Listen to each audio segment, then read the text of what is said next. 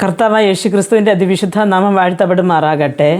അപ്പോസ്തലൻ പൗലോസ് ഗലാത്യർക്ക് ലേഖനം എഴുതുമ്പോൾ 4-ാമത്തെ അധ്യായം അതിൻ്റെ 4-5 വാക്യത്തിൽ ഇങ്ങനെ എഴുതുന്നു: എന്നാൽ കാലസമ്പൂർണത വന്നപ്പോൾ ദൈവം തൻ്റെ പുത്രനെ സ്ത്രീയിൽ നിന്ന് ജനിച്ചവനായി ന്യായപ്രമാണത്തിന് കീഴ് ജനിച്ചവനായി നിയോഗിച്ചു.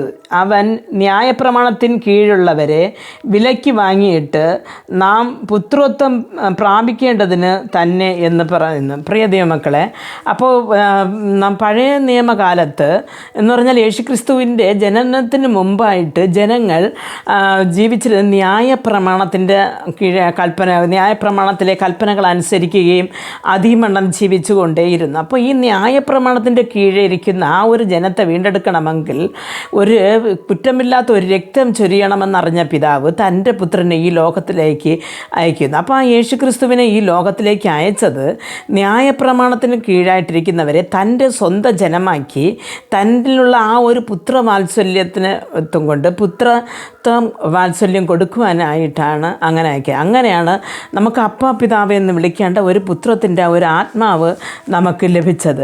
പ്രിയ ദൈവമക്കളെ, അങ്ങനെ കർത്താവ് വന്നു താൻ ക്രൂശിലെ മരിച്ച് തൻ്റെ ആ ഒരു രക്തം കൊണ്ട് നമ്മെ വീണ്ടെടുക്കുകയും താൻ ഇരിക്കുന്നിടത്തായ ആ ഒരു രാജ്യത്തിൽ പോകുവാൻ നമ്മളെ വഴി നടത്തുകയും ചെയ്തു.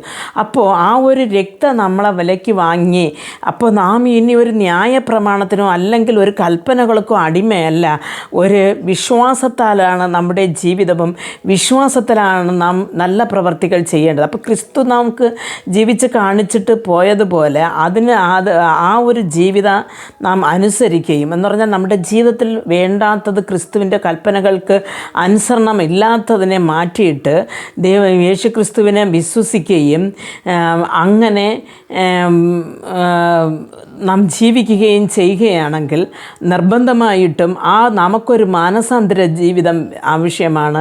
ആ ഒരു വിലയ്ക്ക് വാങ്ങിയിരിക്കുന്ന ആ രക്തത്തിൻ്റെ മഹത്വമായിട്ട് നമുക്കൊരു പുത്രഭാഗ്യം കിട്ടുകയും ചെയ്യും. അപ്പം ചുമ്മാ യേശുക്രിസ്തു ജനിച്ചു, മരിച്ചു, അടക്കപ്പെട്ടു.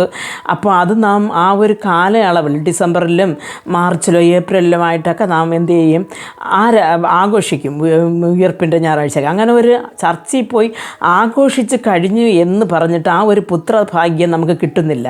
ആ ഒരു ദൈവത്തിൻ്റെ പുത്രഭാഗ്യം നമുക്ക് കിട്ടണമെങ്കിൽ നാം മാനസാന്തരത്തിന് യോഗ്യമായ ഫലം കായ്ക്കുകയും അതേമണ്ണം ജീവിക്കുകയും അതേപോലെ തന്നെ ആ ഇതിൻ്റെ ഒരു അടയാളമായി ഒരു സ്നാനം ഏൽക്കുകയും പരിശുദ്ധാത്മാവിനെ പ്രാപിക്കുകയും ദൈവത്തിന് വേണ്ടി ജീവിക്കുകയും ചെയ്യണം. എങ്കിൽ തന്നെയാണ് ഒരു പുത്രത്വ ഭാഗ്യം കിട്ടുന്നത്. ഇല്ല എന്നുണ്ടെങ്കിൽ നിർബന്ധമായിട്ടും ആ ഭാഗ്യം നമുക്ക് കിട്ടത്തില്ല. ആയതുകൊണ്ട് പ്രിയ ദൈവമക്കളെ, നാം ക്രിസ്ത്യാനി എന്ന് പറഞ്ഞിരിക്കുന്നതിനേക്കാളും ആ ദൈവം നമ്മെ വില കൊടുത്ത് വാങ്ങിയ ആ രക്തം വിലയ്ക്ക് മറുവിലയായിട്ട് കൊടുത്ത് നമ്മുടെ ജീവനെ രക്ഷിച്ചിരിക്കുന്നതിനെ നാം വിചാരിച്ച് ദൈവത്തിലേക്ക് മടങ്ങി വരാം. പ്രാർത്ഥിക്കാം. ഞങ്ങൾ അതിവാത്സല്യമായി സ്നേഹിച്ച് വഴി നടത്തുന്ന ആ സ്വർഗസ്ഥ പിതാവേ, കർത്താവേ, ഈ സമയം കർത്താവേ അങ്ങയുടെ ദൈവമേ കരങ്ങളിൽ ഞങ്ങളെ തരുന്ന കർത്താവേ, അപ്പം നീ ഞങ്ങളെ കർത്താവേ അങ്ങയുടെ രക്തം തന്ന് ഞങ്ങളെ വിലയ്ക്ക് വാങ്ങിയിരിക്കുന്നത് കൊണ്ട് ഞങ്ങൾക്ക് അങ്ങ് അപ്പാ പിതാവേ എന്ന് വിളിക്കുന്ന പുത്ര സുഖേരത്തിൻ്റെ ആത്മാവിനെ തന്നിരിക്കുന്ന കർത്താവേ, ആ ഭാഗ്യത്തെ ഞങ്ങൾ നഷ്ടമാക്കി കളയാതെ ഒരു മാനസാന്തര ജീവിതം ജീവിപ്പാനും കർത്താവേ അങ്ങനെ അതിനുള്ള ഫലം കായ്പാൻ ഞങ്ങളുടെ രാജ്യത്തിൽ വന്നു ചേരുവാനും ഞങ്ങളെ സഹായിക്കണമേ എന്ന് പ്രാർത്ഥിക്കുന്നു. യേശുക്രിസ്തുവിൻ്റെ നാമത്തിൽ പ്രാർത്ഥിക്കുമ്പോൾ പ്രാർത്ഥന കൃപയോട് കേട്ട് മറുപടി നൽകി തരണം നല്ല പിതാവേ. ആമേൻ.